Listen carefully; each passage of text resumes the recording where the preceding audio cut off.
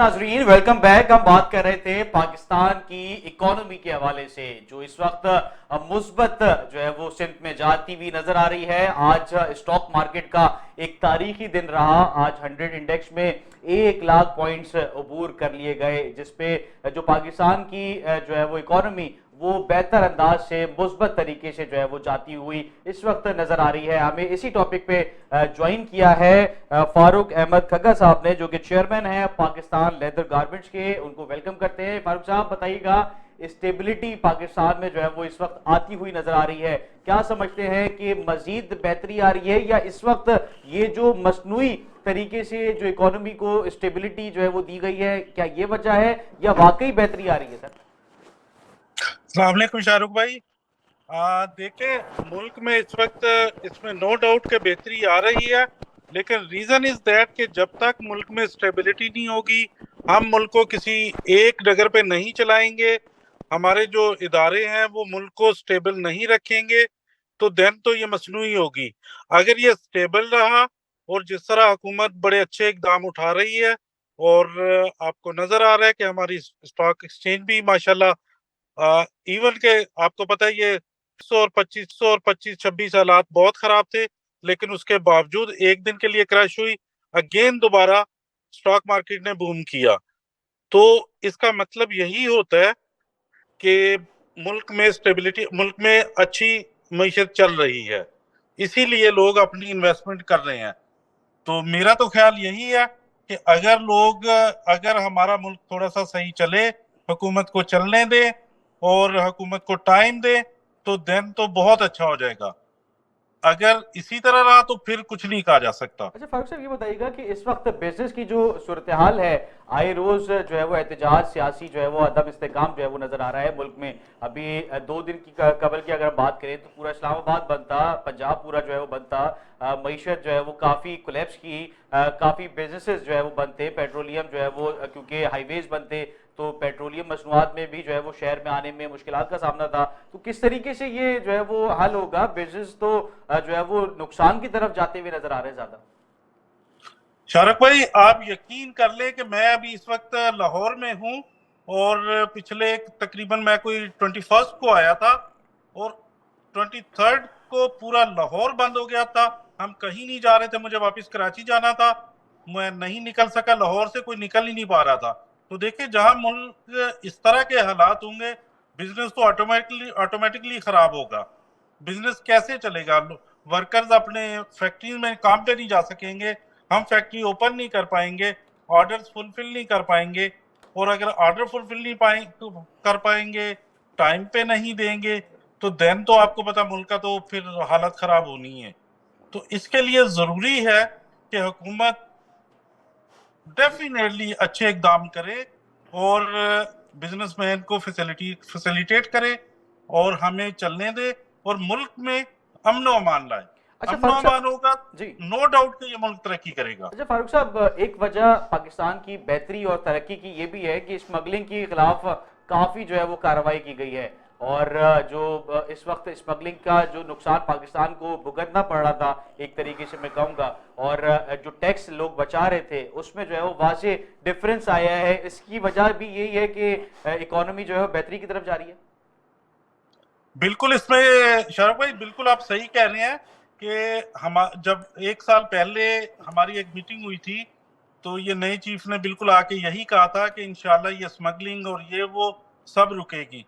और I feel that के बहुत हद तक, मैं कंप्लीटली तो नहीं कहूंगा, लेकिन बहुत हद तक इस पे कंट्रोल हुआ, जी जिसकी वजह से डॉलर आज तक स्टेबल है और मुल्क में काम भी चल रहा है, जी। और फारूक हम भी साहब, थोड़े हमें ठीक। हमें ज्वाइन किया है अरशद हनीफ साहब ने, स्टूडियो में मौजूद हैं इस वक्त।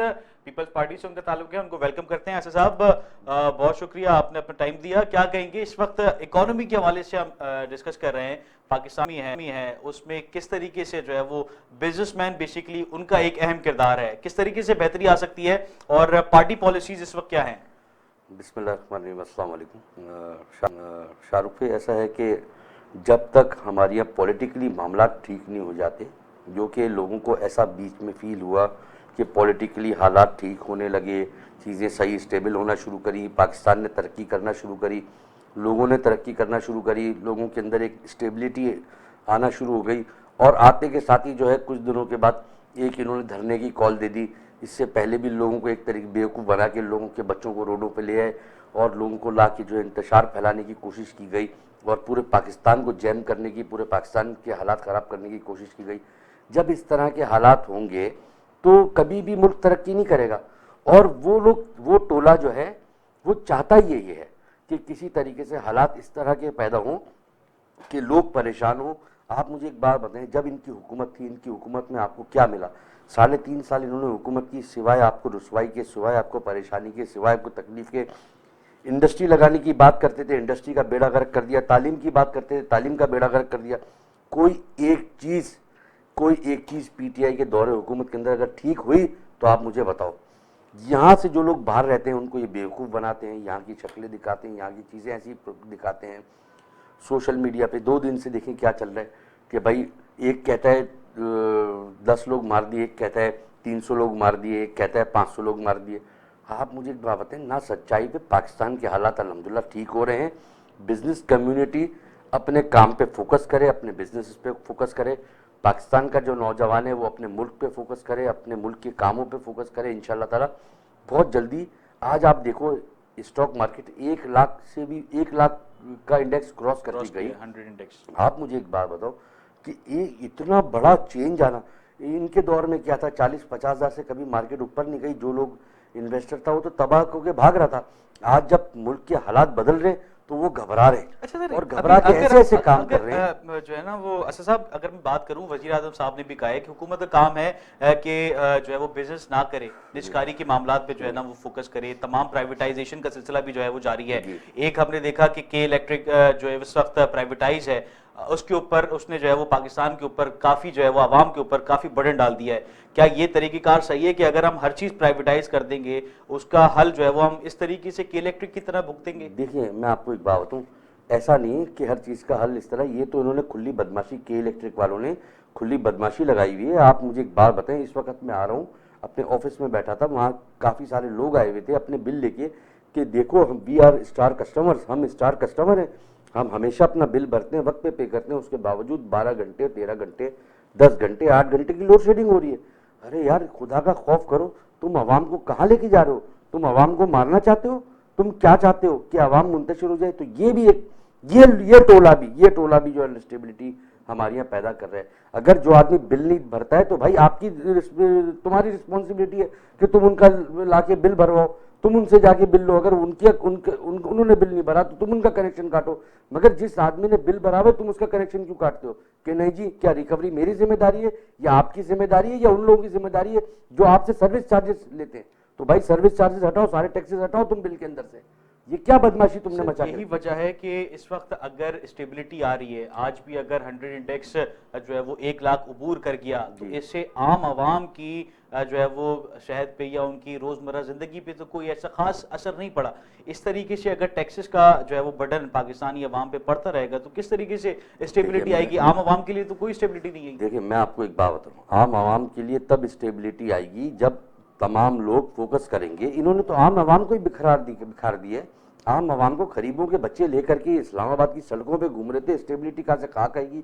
जिनसे जो लोग कितने मैंने सुना है 3-4-5 हज़ार लोग ये लेकर आए थे रोड पे। अगर वो 5 हज़ार नौजवान सड़कों पर नहीं होता और अपने कामों पर होता तो एक आदमी अगर 1000 रुपये या 1200 रुपये की भी दिहाड़ी लगाता है एक दिन की, तो 1200 रुपये का लगाओ तो 5000 लोगों के कितने पैसे बनते हैं।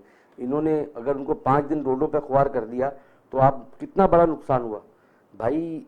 फिर ट्रैफिक जाम किया, सब किया। इसकी वजह यही है कि ये वो लोग हैं जो पाकिस्तान को ठीक होता हुआ नहीं देख सकते और ना ही तो देखना चाह रहे हैं। वो पाकिस्तान को तबाही की तरफ लेके जा रहे हैं। तो खुदारा मैं एक बात करूंगा आपकी चैनल के तवज्जुह से कि कम से कम हुकूमत से रिक्वेस्ट करूंगा कि हुकूमत के अंदर जो भी लोग इस्लामाबाद में बैठे हुए हैं वो इनको लगाम डालें कि वो मुल्क को नुकसान, मुल्क की मईशत को, मुल्क के लोगों को, मुल्क के बच्चे को, किसी को नुकसान ना पहुँचा सकें। मैं रिक्वेस्ट करूंगा और ये एक आम आवाम की आवाज़ है ये मेरी आवाज नहीं, एक आम आदमी की आवाज। फारूक साहब, क्योंकि टाइम जो है वो काफी शॉर्ट है, आपसे आखिरी सवाल करूंगा कि किस तरीके से मुल्क में मजीद जो है वो स्टेबिलिटी आ सकती है। प्राइवेटाइजेशन, जैसे वजीर आजम साहब ने भी जो है वो आज ये कहा है कि हम प्राइवेटाइजेशन की तरफ जो है वो जाएंगे, और हुकूमत का काम है कि तमाम जितने भी, हुकूमत का काम नहीं है कि जो है वो कारोबार चलाएं, उनका काम है हुकूमत करना। तो क्या समझते हैं, प्राइवेटाइजेशन माजी में जो है वो अच्छी और पॉजिटिव रही नहीं है, आगे आने वाले वक्तों में भी अगर चीजें प्राइवेटाइज हो जाएंगी तो आवाम पे बर्डन नहीं पड़ेगा काफी? शाहरुख भाई, यहाँ मैं ये कहूंगा कि बिल्कुल आप सही कह रहे हैं, प्राइवेटाइजेशन होनी चाहिए, लेकिन उसमें ट्रांसपेरेंसी होनी चाहिए। जिस तरह ये लोग कर रहे हैं या जिस तरह हो रही है, इससे कुछ नहीं होगा। इससे फर्क ये पड़ेगा कि लोग इदारे ये आहिस्ता आहिस्ता बेचते जाएंगे और हमारे हाथ में कुछ नहीं आएगा। अगर इन्होंने करनी है तो इनको तरीकाकार ये करना चाहिए, अकॉर्डिंग टू माई नॉलेज और मेरी उसके मुताबिक, कि ये प्राइवेटाइजेशन करें और एक साथ करें सबकी। जो पैसा आए इनके पास, उससे ये IMF का कर्जा दे और बाकी पैसे से मुल्क चलाएं।